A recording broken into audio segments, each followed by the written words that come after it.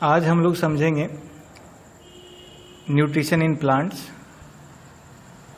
किसी भी living organism के लिए यानी जीवित प्राणियों के लिए फूड बहुत एसेंशियल है, क्योंकि फूड से ही एनर्जी मिलता है, फूड से ही बॉडी रिपेयर होता है, बहुत सारे मेटाबॉलिक एक्टिविटी हैं वो सारे होते हैं।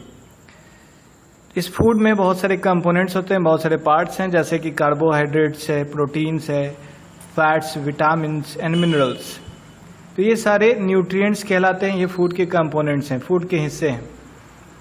जितने भी लिविंग ऑर्गेनिज्म हैं उनको फूड का आवश्यकता पड़ता है अपने बॉडी के मेटाबॉलिक एक्टिविटी को, अपने बॉडी को मेंटेन रखने के लिए।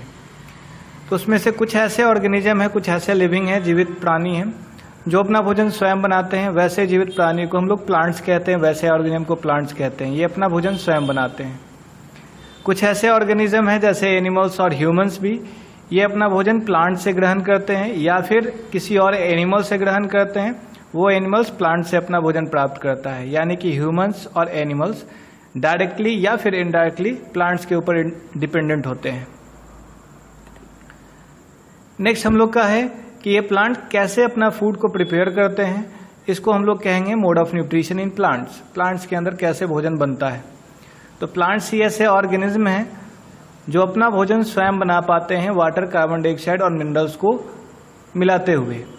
इसके लिए वो सनलाइट का भी इस्तेमाल करते हैं। ये न्यूट्रिशन एक प्रोसेस है जिसके अंदर हम लोग या फिर कोई भी लिविंग ऑर्गेनिज्म भोजन को ग्रहण करता है और साथ में उसका यूटिलाइज करता है, उसका यूज करता है। ये न्यूट्रिशन आपका 2 टाइप्स के हो सकते हैं, autotrophic nutrition and heterotrophic nutrition. Autotrophic nutrition के अंदर ऑटो का मतलब होता है सेल्फ और ट्रोपोस का मतलब होता है नरिशमेंट। मतलब ये ऐसा मोड ऑफ न्यूट्रिशन है जिसके अंदर ऑर्गेनिज्म अपना भोजन स्वयं बनाते हैं सिंपल सब्सटेंस के मदद से, जैसे कि प्लांट्स हो गए।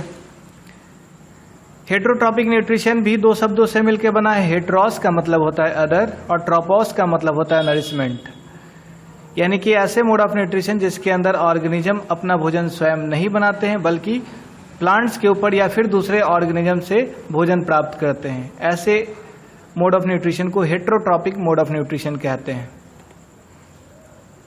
नेक्स्ट है हम लोग का कि हम लोग का बॉडी कार्बन डाइऑक्साइड, वाटर और मिनरल्स लेके भोजन नहीं बना सकता है प्लांट के जैसा, लेकिन प्लांट अपना भोजन कार्बन डाइऑक्साइड, वाटर और मिनरल्स के द्वारा बना सकते हैं।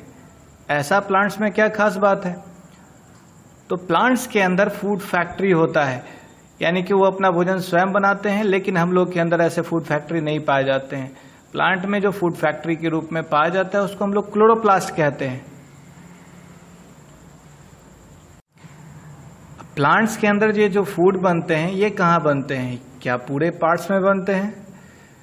प्लांट्स अपने भोजन बनाने के लिए कौन कौन से रॉ मटेरियल का इस्तेमाल करता है, वो उसको कहाँ से मिलता है।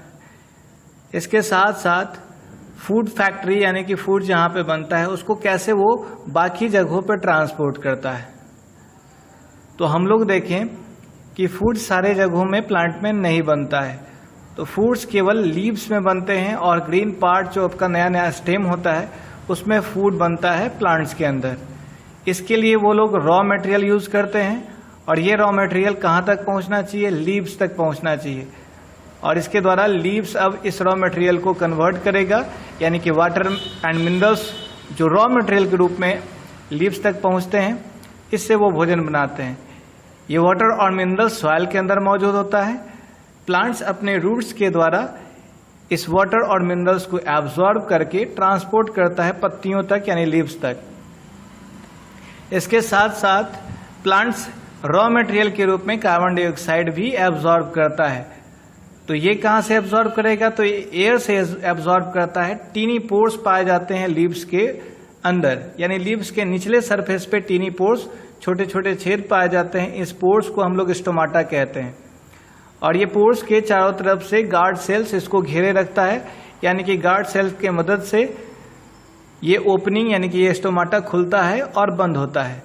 और इसी के द्वारा कार्बन डाइऑक्साइड अंदर इंटर करता है और ऑक्सीजन इसके द्वारा बाहर जाता है। अब हम लोग देखें कि ये वाटर और मिनरल्स रूट्स जो एब्जॉर्ब करते हैं ये पत्तियों तक कैसे पहुंचते हैं। तो पत्तियों तक पहुंचने के लिए इनको चाहिए वेसल्स। वेसल्स का मतलब नली चाहिए, जिसके द्वारा ये मिनरल्स और वाटर्स लीव्स तक पहुंच सकें।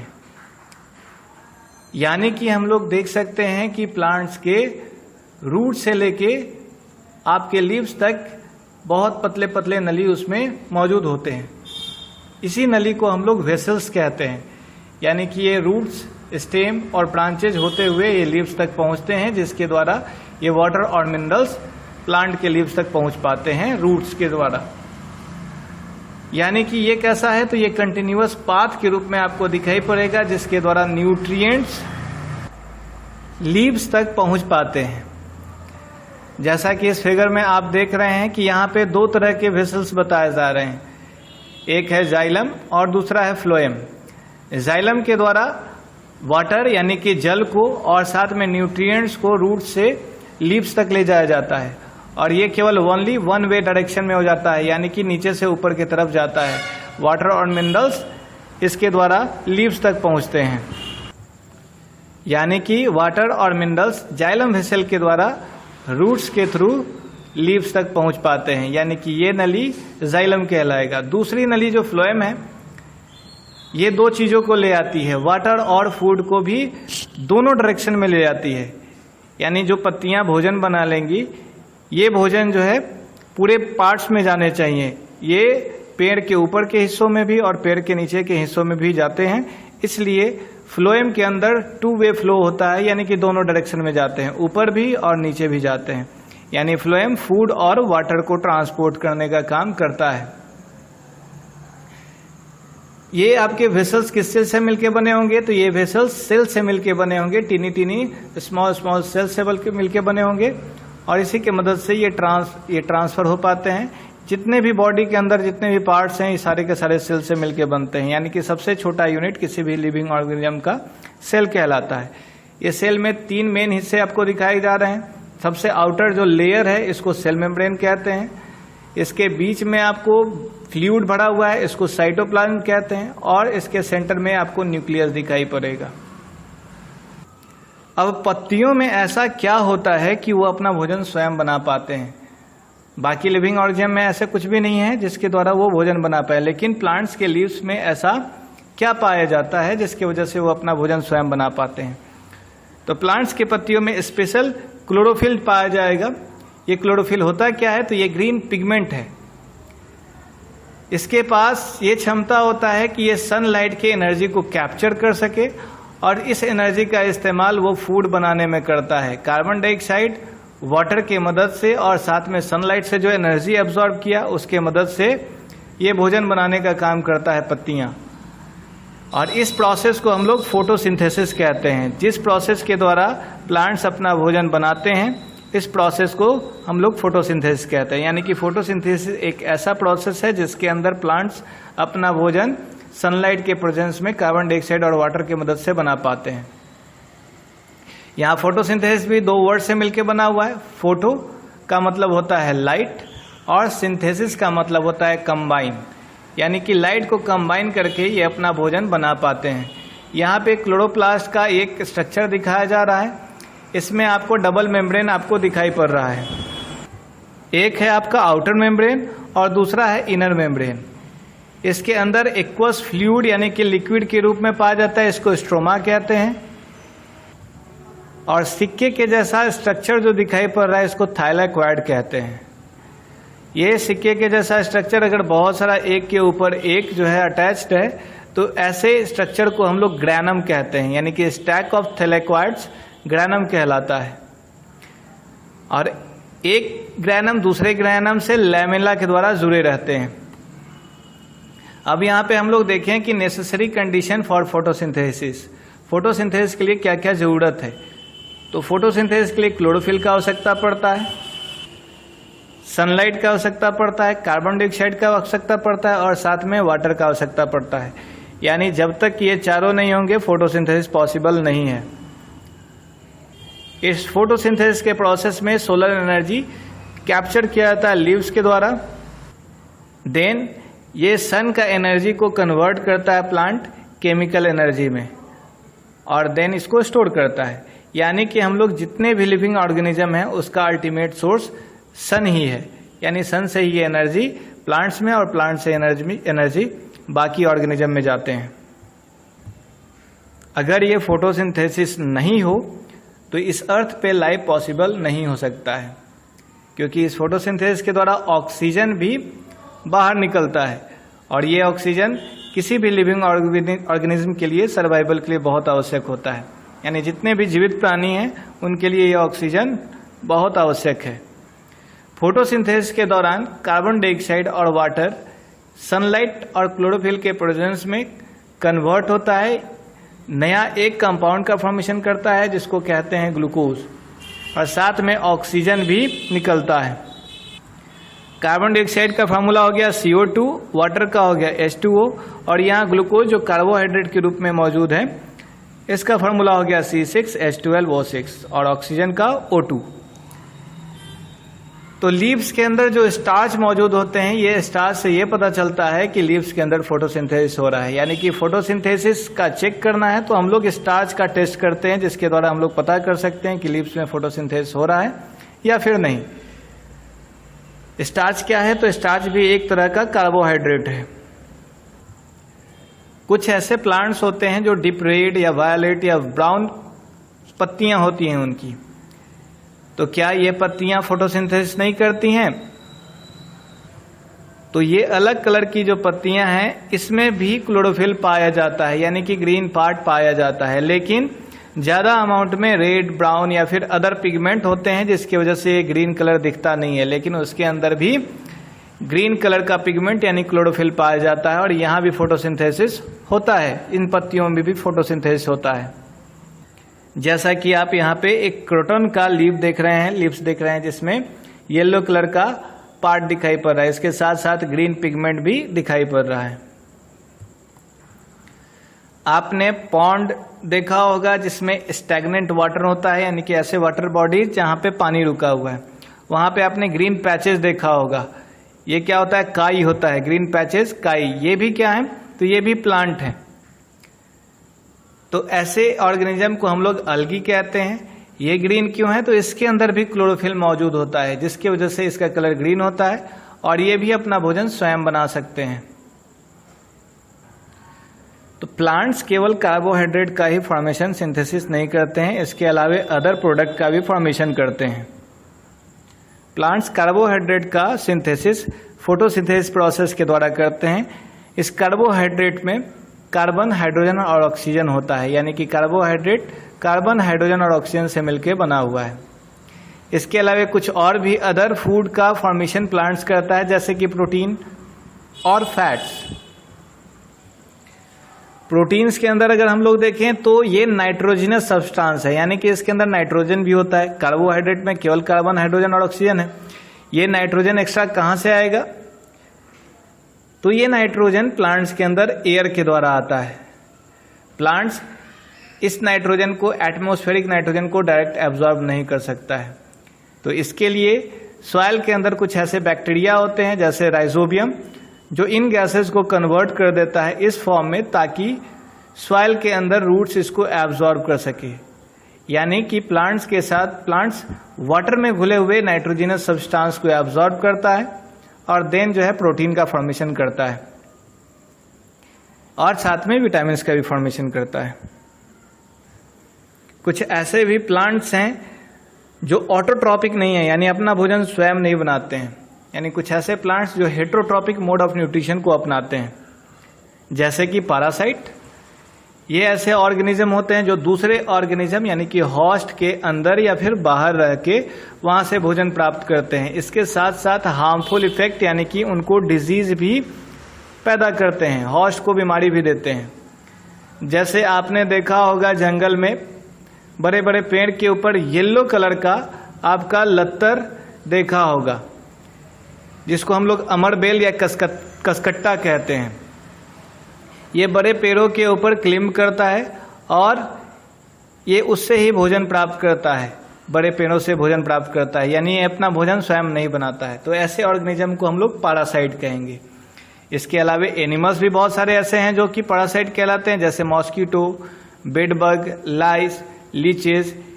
ये हम लोग के बॉडी के ऊपर रह के या फिर बॉडी के अंदर रह के यहाँ से हम लोग से ब्लड एब्जॉर्ब करते हैं, ब्लड को सक करते हैं, यहाँ से उनको भोजन मिलता है। कुछ ऐसे भी प्लांट्स हैं जो इंसेक्ट को ट्रैप करते हैं और देन उसको डाइजेस्ट करते हैं। तो क्या वो भी अपना भोजन नहीं बना सकते हैं? नहीं, वो अपना भोजन बना सकते हैं, लेकिन कुछ अदर सब्सटेंसेस जैसे कि नाइट्रोजन या फिर अदर सब्सटेंस को एब्जॉर्ब करने के लिए ये इंसेक्ट को ट्रैप करते हैं और डाइजेस्टिव जूस सिक्रेट करते हैं और देन उसको पचाने का काम करते हैं। जो भी न्यूट्रिएंट्स होता है उसको एब्जॉर्ब कर लेते हैं। ऐसे प्लांट्स को हम लोग इंसेक्ट ईटिंग प्लांट्स या फिर इंसेक्टिवोरस प्लांट्स कहते हैं। Other heterotrophic mode of nutrition में हम लोग देखेंगे सैप्रोट्रॉप्स के बारे में, यानी कि ये ऐसे ऑर्गेनिज्म हैं जो डेड और डिकेइंग ऑर्गेनिज्म से भोजन प्राप्त करते हैं, यानी कि मरे हुए सड़े हुए गले पदार्थ से ये अपना भोजन प्राप्त करते हैं। जैसे कि आपने सड़े हुए गले हुए पदार्थ पे आपने देखा होगा छाता के जैसा स्ट्रक्चर दिखाई पड़ता है। ये है क्या? ये मशरूम है, यानी कि सड़े हुए लकड़ियों के ऊपर रेनी सीजन में ग्रो करता है और उससे भोजन प्राप्त करता है। इसके अलावा आपने ब्रेड के ऊपर फफूंदी लगा हुआ, फंगस लगा हुआ देखा होगा। पिकल्स, लेदर, क्लॉथ्स और भी बहुत सारे आर्टिकल्स हैं जिसके ऊपर ह्यूमिड वेदर कंडीशन में और हॉट कंडीशन में ये फंगस ग्रो करता है। ये फंगल स्पोर्स एयर में प्रेजेंट होते हैं और इसी से ब्रेड के ऊपर या फिर पिकल्स के ऊपर आते हैं और ग्रो करते हैं।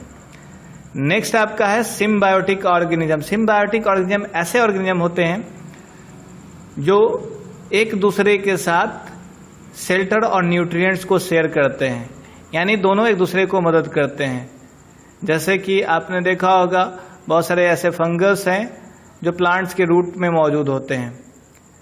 यहाँ पे फंगस को न्यूट्रिएंट्स प्लांट से मिलता है और इसके बदले में फंगस वाटर और कुछ और न्यूट्रिएंट्स प्लांट्स को प्रोवाइड करता है, यानी कि ऐसे ऑर्गेनिज्म दोनों एक दूसरे को बेनिफिट करते हैं, उसको सिम्बायोटिक कहते हैं और ऐसे रिलेशन को सिम्बायोटिक रिलेशन कहा जाता है। और भी ऑर्गेनिज्म है जैसे लाइकेंस हैं और इसका अदर क्लोरोफिल कंटेनिंग पार्ट कहलाता है अलगा। ये दोनों एक साथ रहते हैं, अलगा और फंगस एक साथ रहते हैं, इनको हम लोग लाइकेंस कहते हैं। फंगस शेल्टर प्रोवाइड करता है, वाटर और मिनरल्स प्रोवाइड करता है अलगा को, और अलगा उसके बदले में फूड प्रिपेयर करता है फंगस के लिए। इसके अलावा आप यहाँ इस फिगर में देख सकते हैं जैसे कौवा और भैंस।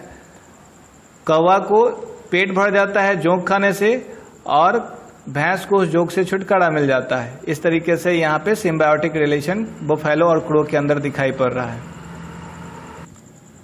सॉइल के अंदर जो न्यूट्रिएंट्स होते हैं कैसे रिप्लेनिश होंगे?